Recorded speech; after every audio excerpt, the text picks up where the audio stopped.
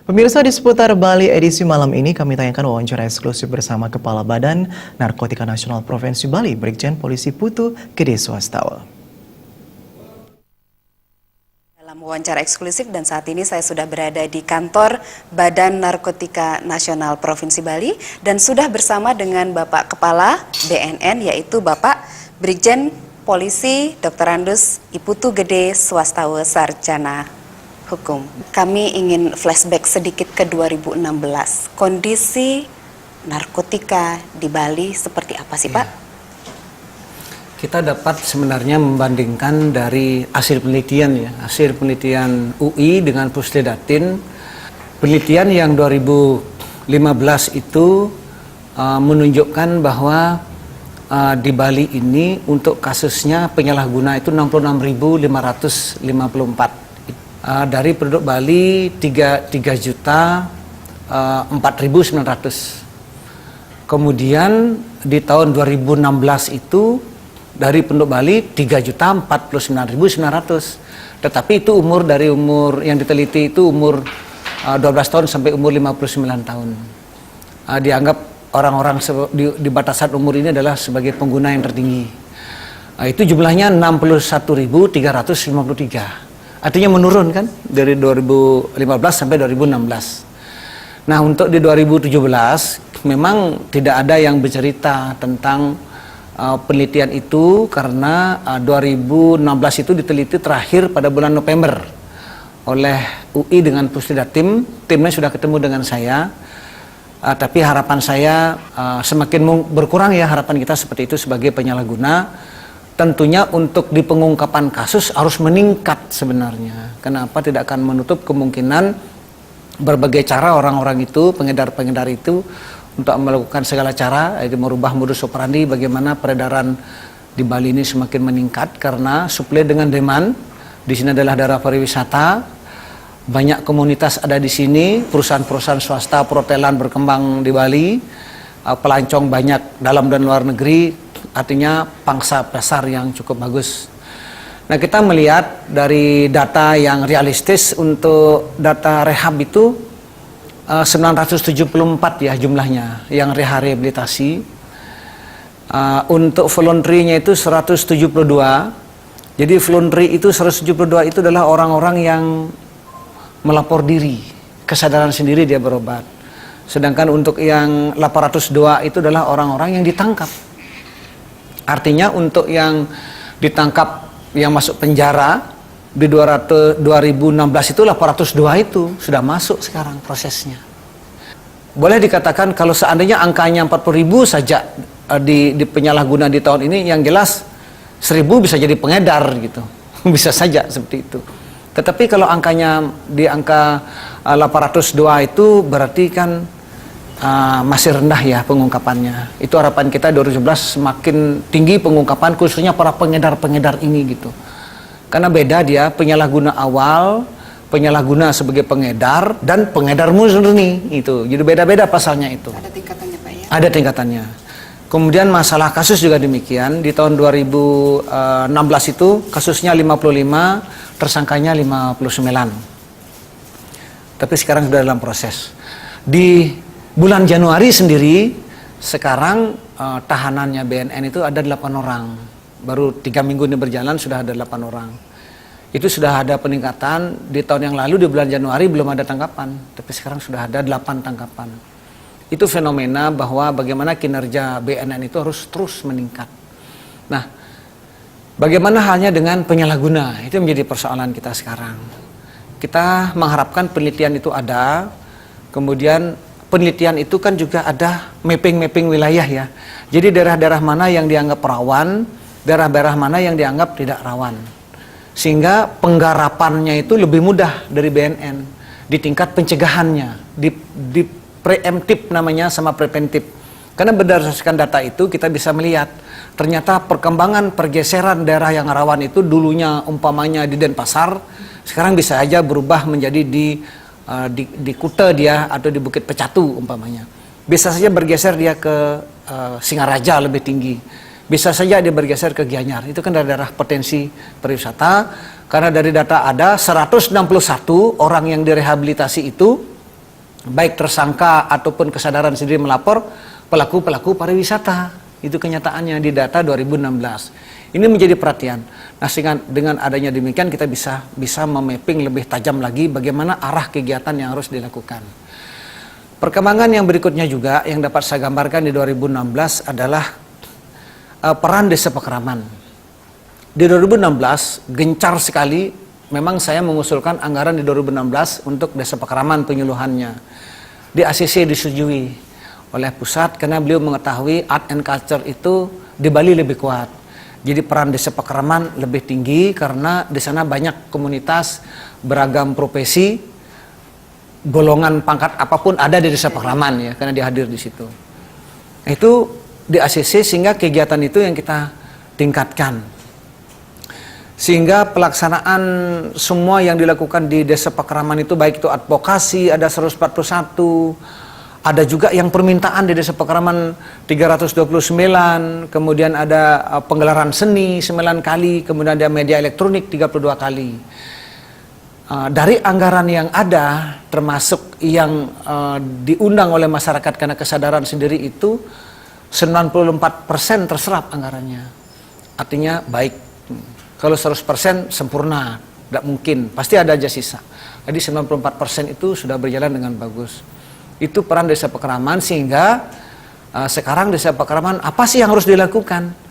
Nah, kita memulai bagaimana desa Pakraman itu bisa membuat namanya Banjar bersih narkoba. Udah ada Banjar Kertepale melakukan itu. Kemudian desa Pakraman membuat pararem. Sudah ada Kabupaten Kelungkung membuat itu, di desa-desanya membuat pararem tentang narkoba. Bagaimana sanksi narkoba bukan berarti dari kesepekan, tidak, tetapi bagaimana peran desa Pakraman dalam pararem itu bagi yang udah terindikasi kena narkoba, didorong mereka untuk dia direhabilitasi, diobati, diawasi pergaulannya, kepuranya untuk pengetahuan tentang agama, dia ditingkatkan, diajaklah, diundang dia, diperhatikan dia. Selama ini kadang-kadang orang-orang seperti itu kita terlalu kepedulian kita itu kurang, sehingga tidak bebas kita melakukan mengembangkan bakatnya mereka semasa makin bagus supaya ke arah yang positif. Itu desa Pakraman perannya. Kemudian pegelaran seni juga. Pegelaran seni di desa-desa Pakraman yang sudah ada, kita sudah ada 9 kali, memang anggarannya 9 kali. Tetapi kita sudah berkolaborasi bagaimana juga pemerintah daerah ataupun pemerintah di desa itu kan ada namanya APBDes ya, kita kolaborasi kegiatan itu sehingga bondres-bondres yang ada di Bali sudah kita bekali masalah pengetahuan tentang narkoba. Karena para seniman-seniman yang ada ini yang terkenal maupun tidak terkenal kita sudah undang di BNN, kita kasih materi dia tentang narkoba. Termasuk pada saat dia pentas kita telepon mereka, tolong sampaikan pesan-pesan narkobanya gitu. Karena lebih efektif ya, karena dia lebih menyampaikan lucu langsung kepada masyarakat. Tantangan terberat untuk 2017 dari BNN sendiri seperti apa, Pak? Memang tantangan terberat yang ke depan ini yang pertama itu masalah kurikulum. Kurikulum kita canangkan supaya di bulan Januari ini udah mulai terlaksana. Tetapi setelah kita evaluasi 2016 memang ada hambatan, disepakati oleh Kadistikpora Kabupaten dan Provinsi termasuk Kodia sudah berjalan di pertengahan Januari. Ini sudah berjalan sekarang. Saya punya teman-teman guru banyak, saya tanyakan sekarang sudah berjalan, bahkan ada guru-guru yang iri ya tidak mendapatkan gitu. Itu kan hanya di 5 mata pelajaran saja, sedangkan pelajaran yang lainnya tidak ada. Yang ada ya bahasa daerah, Penjaskes, PPKN, bahasa Indonesia, kemudian moral Pancasila itu ya, itu PPKN yang ada itu. Jadi 5 pelajaran itu SMP dan SMA. Sekarang udah berjalan. Tetapi perjalanan itu juga setiap 3 bulan sekali ada namanya advokasi. Jadi para guru-guru pengampu mata pelajaran ini kita kumpulkan juga. Masing-masing kabupaten mengundang Kadistikpora yang ada, kemudian Kabag Kurikulum, bagaimana mengevaluasi pelaksanaan kurikulum ini sudah berjalan. Karena selama ini kita berbuat selalu di hilir saja, kita belum pernah berbuat di hulu. Hulu inilah yang kita lakukan. Kemudian yang kedua, saya juga mengharapkan sebenarnya pekerjaan 2017 ini, bagaimana kalau TNI Polri itu ya, pemerintah daerah sudah menyiapkan rapid test atau tes urin 6 bulan sekali. Jadi maksud saya tidak hanya pada saat rekrutmen saja melakukan tes urin. Coba selama berjalan di sebagai pegawai 6 bulan sekali. Kalau mungkin anggarannya tidak mencukupi, silahkan 1 tahun sekali melakukan tes urin kepada yang bersangkutan. Harapannya kita adalah dengan tes urin itu dia lebih takut. Kenapa? Pasti akan kelihatan langsung gitu. Nah sekarang berapa harga tes urin gitu? Tes urin itu kan harganya dari 75.000 sampai 150.000 ya, tergantung kriteria yang mana Buni minta. Tapi standar BNN itu hanya 100.000 saja, karena anggarannya berbicara seperti itu. Apa yang umum dipakai di Bali, itulah yang kita pakai dalam rapid test itu namanya, alat tes urin itu. Karena yang umum-umum saja. Itu pun dia sudah mampu mendeteksi dengan narkoba-narkoba yang jenis baru. Nah dengan adanya demikian, kita juga mengharapkan instansi dinas dan swasta di 2017 melalui APBD-nya atau di RKKL-nya menyiapkan tes urin. Nah kalau SMP sama SMA silakan saja, apakah dari dana BOS atau bagaimana, silakan. Artinya kalau sudah itu penting kan harus kita lakukan, kan begitu. Namanya pencegahan. Tidak cukup kita ngomong-ngomong itu udah banyak didengar sama orang, padahal saya diprotes. Bapak terlalu banyak bicara katanya. Coba tes urin aja kami ini gitu. Ada yang juga mengatakan saya ini bukan orang narkoba kok, masa saya diberikan penyuluhan narkoba gitu. Nah, ini namanya saya kasih tahu dia, masa kita melakukan pencegahan itu kepada orang-orang yang sudah kena, itu bukan pencegahan namanya. Pencegahan itu dilakukan kepada orang-orang yang belum kena. Narkoba itu merusak akar dari pohon. Kalau terorisme merusak batangnya. Kalau korupsi bunganya. Sama-sama aja. Akhirnya sama berat semua itu sebenarnya gitu. Sehingga yang ketiga ini kan harus semua dibasmi secara bersama-sama. Bagaimana mendorong di masyarakat yang mendorong relawan P4GN namanya. Pencegahan pemberantasan peredaran gelap narkoba. Relawan-relawan yang saya tunjuk baru sebatas pecalang. Di Bali itu kalau tidak salah ada 5.000 pecalang di Bali, seluruh Bali. Baru yang saya sekepkan itu 1.300 pecalang. Masih sisa berapa itu? 3.700-an. Secara bertahap saya akan sekepkan mereka ini, relawan-relawan pecalang ini, dia melakukan tindakan mana? Satu, di pencegahan dia. Dia bisa menginformasikan, karena pecalang-pecalang ini nanti ke depan yang sudah sekep ini kita berikan pengetahuan tentang P4GN, artinya pencegahan dan pemberantasan narkoba. Minimal setidaknya masalah narkoba mereka mengetahui untuk dirinya sendiri dulu, keluarganya, kan begitu, tentang pemahaman itu. Nah kemudian bersama aparat juga, selama ini kalau sweeping kita ajak pecalang juga. Libatkan pecalang, karena kan ada di desa Pakraman, di samping kepolisian, BNN, pecalang juga kita libatkan. Karena dia mengerti wilayahnya, mengerti yang datang baru, kan juga dia mengecek pendatang-pendatang, apa namanya KTP, itu kan KIPEM apa, dia juga ikut. Makanya sangat efektif, karena ini yang dimiliki oleh Bali adalah pecalang-pecalang itu. Program prioritas dari BNN sendiri untuk membentengi generasi muda kita ini, selain yang sudah tadi Bapak sampaikan itu, ada mungkin program prioritas lain Pak? Sekarang yang kita lakukan adalah bagaimana barang-barang itu tidak sampai ke Bali itu sebenarnya. Pencegahan masuknya ke Bali. Perkuat di bandara. Tangkapan yang terakhir yang 3 ini dari 8 itu bandara semua. Di airport interdiksi. Bandara udah bagus, ketat. Nah di pelabuhan bagaimana? Perlu PR juga buat kita semua BNN dengan aparat kepolisian, termasuk ya masyarakat, pesisir. Termasuk pesisirnya Bali juga demikian, luas banget, jadi orang pada bisa masuk semua. Nah sedangkan peredarannya itu di Bali pada umumnya datang dari Jawa, ada juga yang lewat pengiriman titipan kilat atau pengiriman jasa barang. Kemarin ganja itu dari titipan barang itu kita dapatkan itu, kita mapping, dikirimkan lewat kapal, lewat pesawat, jadi lewat titipan kilat lah. Saya tidak menyebutkan titipan kilat, kita dapatkan. Saya tidak menyalahkan yang menerima titipan kilat, kenapa? Dia kan jasa, dia tidak ngerti yang dikirim itu apa. Ya seperti kain ya dia terima aja, padahal di dalamnya hasil penelitian kita ada, kita mapping, kita dapat itu informasi, ternyata ganja 50 kg itu kita dapat itu. Tapi kooperatif semua. Itu masuknya itu udah melalui itu. Jadi lewat udara, lewat interdiksi pelabuhan laut dan udara. Itu yang masuk, dan pelabuhan tikus ya yang boleh dikatakan tidak ada pengawasnya. Pelabuhan tradisional. Pelabuhan tradisional. Nah, kemudian yang juga kemarin saya ketemu dengan Bapak Cok Aceh, dengan beliau kan ketua PHRI ya, PHRI Bali. Dengan Pak Budi Waseso juga hadir dengan beliau di Puri Ubud, berbicara juga masalah bagaimana peran PHRI dalam masalah narkoba ini. Nah, sehingga peran pariwisata kita libatkan beliau, bagaimana relawan-relawan ini jaga ada di PHRI. Ini mau kita bentuk ini. Relawan narkoba sudah ada di desa Pakraman, yaitu Pecalang. Peran relawan juga ada di daerah-daerah pariwisata. Siapa yang tahu? Ya, Pak Aceh kepala PHRI.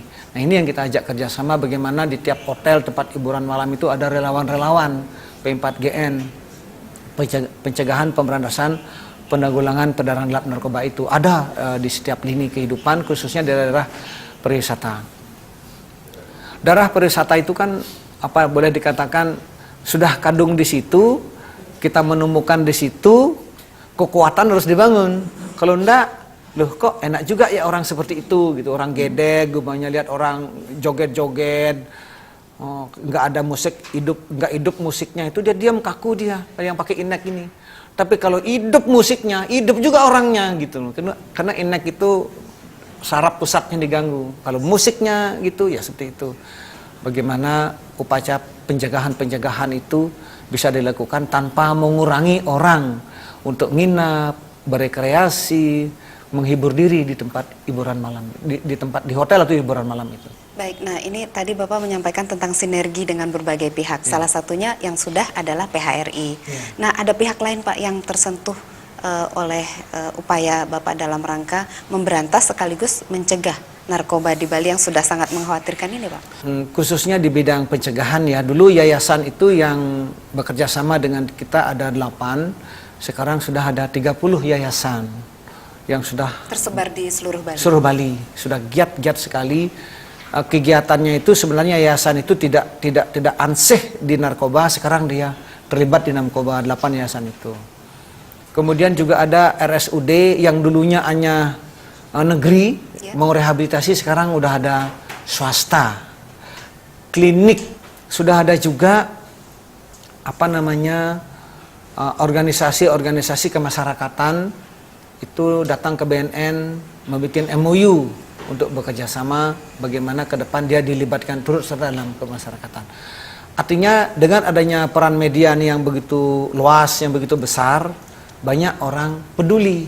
Nah, sebenarnya membangun kepedulian ini yang paling penting dalam narkoba. PR-nya di situ sebenarnya membangun kepedulian. Nah, kalau yayasan-yayasan, komunitas-komunitas ini mau peduli dengan narkoba, baik itu di pencegahannya, baik itu di pemberantasannya, memberikan informasi karena nangkap nggak boleh orang lain. Kita memberikan informasi, baik di rehabilitasinya. Kan 3 pokok kegiatan BNN itu sudah dibantu oleh masyarakat. Sehingga penguatan itu bisa langsung kita rasakan oleh masyarakat. Karena apa? Katanya narkoba itu kan beredarnya masif, luar biasa. Nah, makanya harusnya dilakukan juga dengan gerakan-gerakan yang masif dan luar biasa. Pengawasan masyarakat langsung Pak ya? Ya, sehingga masyarakat itu langsung. Karena kehidupan dalam masyarakat kan dimulai dari keluarga, kan begitu kan. Bagaimana kita mau ngomongkan orang lain, ngomongin anak saja nggak mampu, takut. Bagaimana mau ngomongkan keponakan lagi lebih ngeri lagi, apalagi ke tingkat keluarga sebelah berat. Nah, ini yang jadi persoalan. Banyak yang saya rawat di sini yang ditangkap oleh kepolisian kan di asesmen sama BNN di sini. Saya tanya keluarganya, hampir mengatakan tidak menyangka gitu saja. Dan tahu tapi masih takut mengingatkan, padahal udah minta uang terus, menjual barang. Gejala-gejala aja sudah ada Udah Pak ya? Gejala-gejala pelaku narkoba yang sering kita umumkan sudah ada, cuman nggak enak rasanya anak, saking sayangnya dengan anak gitu. Tapi sudah ditangkap, minta tolong dibebaskan, itu kan lucu namanya. Kenapa nggak di sebelumnya itu minta diobati gitu loh, maksudnya kan udah banner-banner udah kita sebar di mana-mana. Tahu-tahu udah nggak bisa, narkoba siapa berani Malah harus kita cari sindikatnya yang lebih luas lagi, siapa yang memberikan dia, kan begitu. Ya, ini penting ini Pak, karena tadi Bapak menyebutkan bahwa secara ansih peran keluarga justru yang paling menentukan terhadap pencegahan penggunaan narkoba. Ada upaya Pak dari BNN untuk komunikasi secara intens, mungkin sosialisasi atau apa yang langsung memang pemberdayaan keluarga itu sendiri, keluarga kecil itu?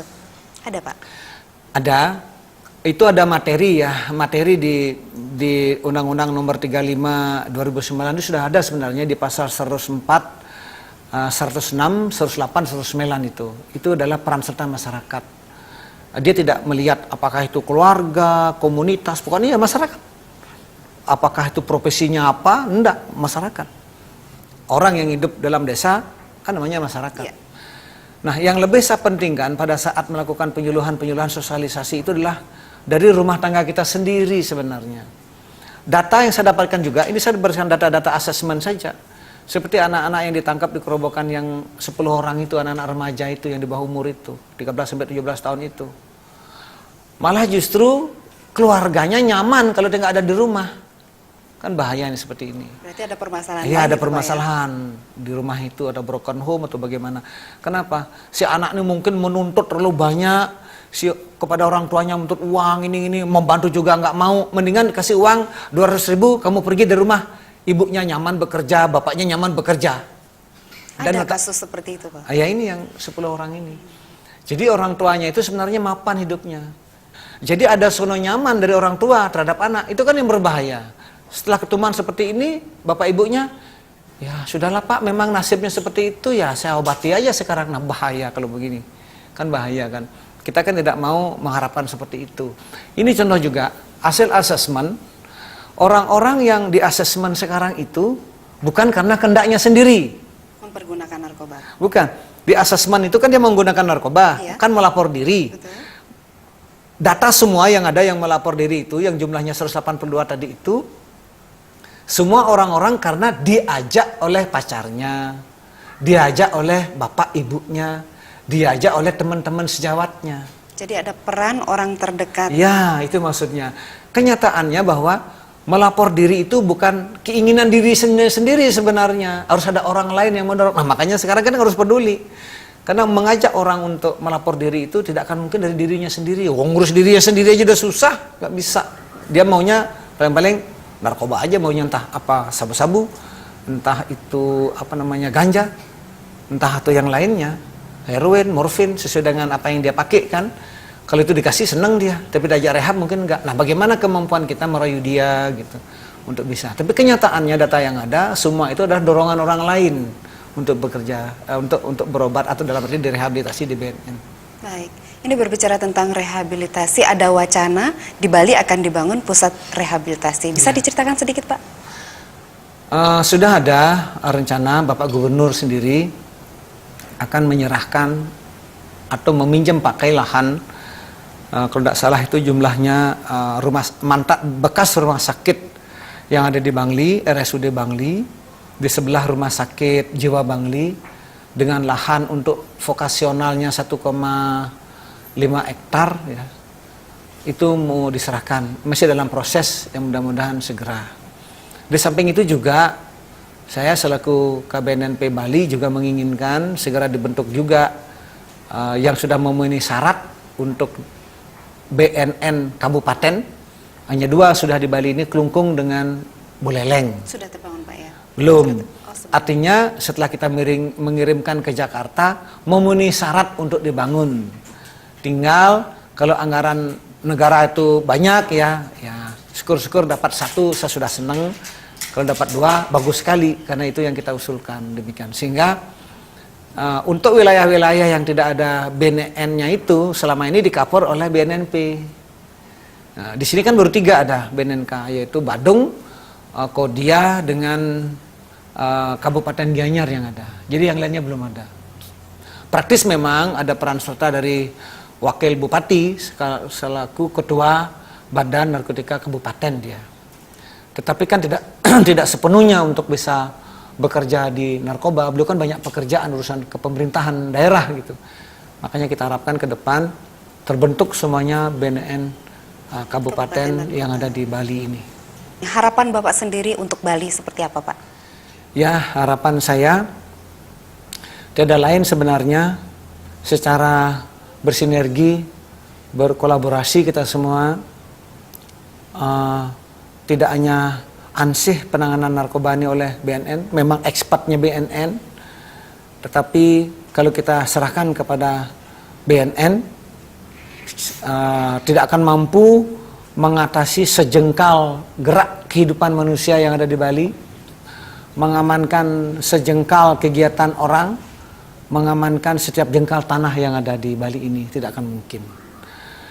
Nah, justru di peran serta masyarakat ini yang kita tingkatkan, baik diawali dari rumah, desa Pakraman, kemudian ke komunitas-komunitas, ke instansi dinas jawatan, berkembang ke lebih atas, secara bersama-sama menanganin. Setidak-tidaknya memberikan informasi kepada BNN, informasi apapun kecilnya itu bagus, karena BNN kan yang akan menindaklanjuti, baik itu kalau penangkapan, kemudian bekerja sama dengan BNN apabila ada kegiatan di komunitas apapun, apakah itu rapat bulanan, triwulanan, kan begitu, 6 bulanan, kemudian pesangkepan di desa Pakraman, secara gratis undanglah kita nggak minta biaya, bensin pun enggak, kita akan berangkat ke tempat itu memberikan penyuluhan. Artinya penyuluhan dulu, setelah penyuluhan selesai kita tayangkan film, contoh-contoh narkoba, bagaimana orang-orang pelaku narkoba yang contoh-contohnya ya. Kemudian ada testimoni orang-orang mantan-mantan pecandu narkoba itu yang sudah sembuh, yang kita jadikan konselor-konselor di rumah damping, kita ajak sebagai testimoni. Setelah selesai itu, silakan aja mau rapat apa kegiatan di desa Pakraman. Kemudian juga kita harapkan bagaimana pemerintah, instansi, dinas, jawatan, swasta dan pemerintah, kemudian dari kalangan-kalangan perhotelan khususnya di tempat-tempat daerah rawan yang adanya narkoba, beredarnya narkoba, ya silakan karyawannya dilakukan tes urin per 6 bulan sajalah, yang harganya sekitar 100-an ribu itu. Kalau kita pikir makan berlima mungkin lebih, 100 ribu kan begitu. Ini kan 6 bulan sekali demi kesehatan ya. Karena terus terang saja orang-orang pelaku narkoba ini yang saya lihat luar biasa sebenarnya. Tidak bisa berpikir waras mereka itu kalau sudah kena narkoba, terus terang tidak bisa. Dan ingat, penyembuhan 100% tidak mampu, perlu waktu yang lama, 2 tahun oke lah bisa sembuh. Tapi untuk menghilangkan sugesti-sugestinya itu kita harus juga begitu gigih, 5 tahunan baru benar-benar total, niatannya betul-betul, karena sifat narkoba itu habitual, dia ingat akan komunitas teman-teman lamanya, Bisa kambuhan lagi, bisa Pak, kambuhan lagi, dia toleran, ketemu sama teman, bolehlah sekali aja, kedua kali, kambuh lagi dia, kemudian adiktif dan selalu menagihkan dan terus. Nah ini maksudnya, karena narkoba itu begitu berat, kita yang sekarang berada di zona nyaman gitu, kadang-kadang banyak itu masyarakat yang saya tanya, saya baik-baik aja di sini Pak, saya aman-aman aja Pak di sini. Kenapa Bapak memberikan penyuluhan di sini tidak ada pelaku narkoba katanya, sampai ada yang begitu. Jadi maksudnya dia supaya orang-orang yang kena narkoba aja dikasih penyuluhan, jadi yang belum kena enggak usah. Loh saya bilang yang belum kena yang perlu. Kalau yang sudah kena itu rehabilitasi.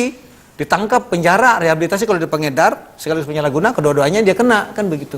Nah inilah penyadaran kita bersama di 2017.